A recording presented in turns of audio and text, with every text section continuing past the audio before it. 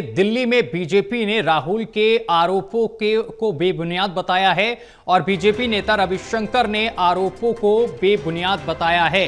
राहुल को ना कानून की समझ है और ना संविधान की, ये रविशंकर की तरफ से कहा गया है। साथ ही आपको बताते चले कि उन्होंने कहा है कि राहुल गांधी पर लगाया बदजुबानी का आरोप। तो बड़ी जानकारी हम आप तक पहुंचा रहे, जहां आपको बताते चले कि राहुल गांधी ने जिस तरीके से ईसी पर हमला बोला, उसके बाद अब बीजेपी ने पलटवार किया है। उन्होंने राहुल गांधी के सभी आरोपों को बेबुनियाद बताया है। तो बड़ी जानकारी हम आप तक पहुंचा रहे, दिल्ली में बीजेपी ने राहुल के आरोपों को बेबुनियाद बताया है। बीजेपी नेता रविशंकर ने आरोपों को बेबुनियाद बताया है। राहुल को ना कानून की समझ और ना संविधान की, राहुल पर लगाया बदजुबानी का आरोप।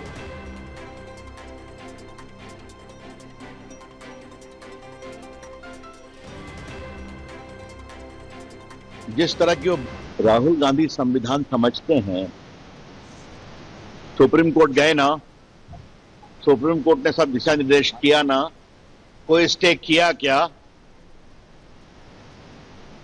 न कानून समझते हैं, न सुप्रीम कोर्ट के आदेश को समझते हैं, खाली संविधान संविधान किए रहते हैं। मोटी बात बहुत साफ है, राहुल गांधी को वोट नहीं मिलता तो हम क्या करें?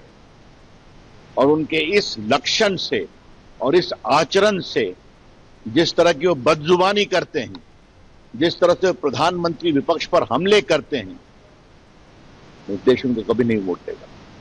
मैं एक ही बात कहूंगा कि वो विपक्ष के नेता हैं, अपनी क्षमता से हैं कि परिवार के कारण है, लोग देश जानता है। लेकिन जब आप विपक्ष के नेता हैं तो कुछ तो संस्कारित बनिए, कुछ तो अच्छी भाषा का प्रयोग करिए।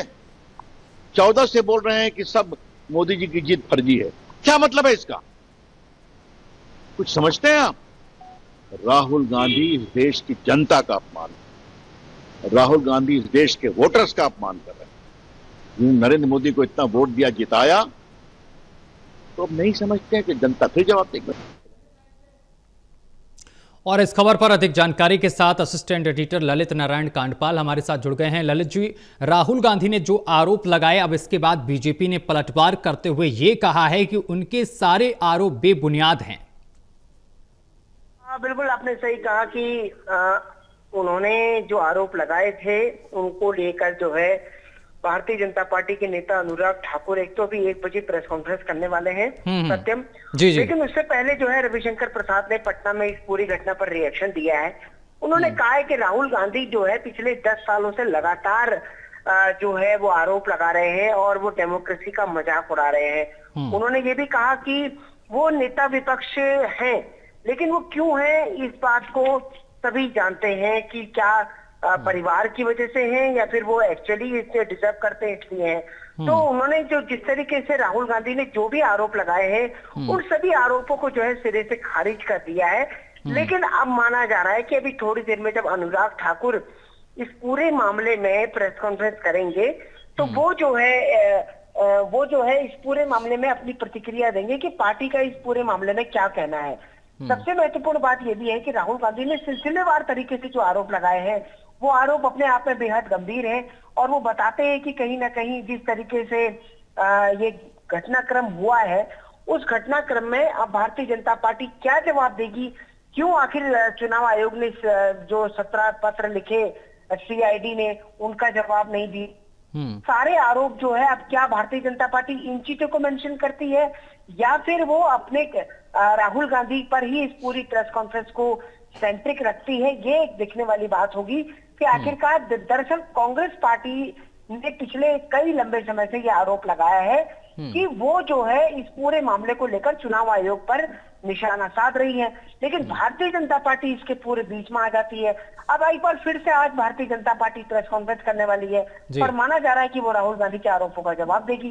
तो अब देखना ये होगा कि क्या जवाब अनुराग ठाकुर इस पूरी घटना को लेकर देते हैं। जी ललित जी, जिस तरीके से यहाँ पर राहुल गांधी ने साफ तौर पर यह भी कहा कि जो वोट चोर हैं उनका रक्षक जो है वो चुनाव आयोग है, ऐसे में क्या चुनाव आयोग की तरफ से भी जो आरोप ये लगाए गए हैं उसका जवाब देगा क्या चुनाव आयोग?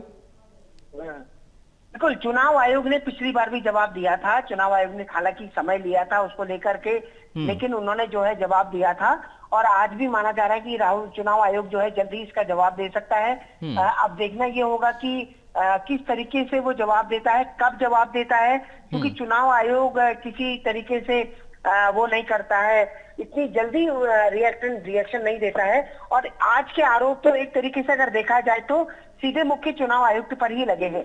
तो ऐसे में अब ये देखना होगा कि मुख्य चुनाव आयुक्त पर लगे इन आरोपों को किस तरीके से चुनाव आयोग डिफेंड करता है। जी ललित जी, जिस तरीके से वोट चोरी का आरोप लगातार कांग्रेस लगा रही, सासाराम से उन्होंने यात्रा भी शुरू की थी, ऐसे में क्या बिहार विधानसभा चुनाव जो आने वाले हैं उसमें क्या लाभ हो सकता है कांग्रेस को इन तमाम आरोपों के बाद? चुनाव को लेकर आरोपों का जवाब बिहार में कितना फायदा होगा वोट चोरी के आरोपों का, ये तो तब पता चलेगा जब, क्योंकि अभी चुनाव होने में काफी समय है। और उन समय में अभी देखना ये होगा कि इन आरोपों को लेकर किस तरीके से सियासत गरमाती है। लेकिन जिस तरीके से ये पूरे आरोप आज राहुल गांधी ने लगाए हैं वो अपने आप में कहीं ना कहीं बेहद गंभीर है। और अब देखना होगा कि भारतीय जनता पार्टी उस पर क्या जवाब देती है। और साथ ही ये भी एक महत्वपूर्ण बात होगी कि एसआईआर को लेकर जो विपक्ष ने सवाल खड़े किए थे, उन सवालों का तो कोई बहुत अच्छा रिस्पॉन्स पैदा हुआ नहीं। जमीन पर उतनी बड़ी एक तरीके से करंट नहीं बन पाया या सियासी उबाल नहीं आ पाया जितना विपक्ष चाहता था। लेकिन बावजूद उसके अब देखते हैं कि किस तरीके से आज बीजेपी जवाब देती है और बीजेपी क्या कुछ कहती है। ठीक है, बहुत शुक्रिया आपका ललित जी हमारे साथ जुड़ने के लिए और तमाम जानकारी साझा करने के लिए। तो आपको बताते चले कि राहुल गांधी ने जो आरोप लगाए हैं उसको बीजेपी ने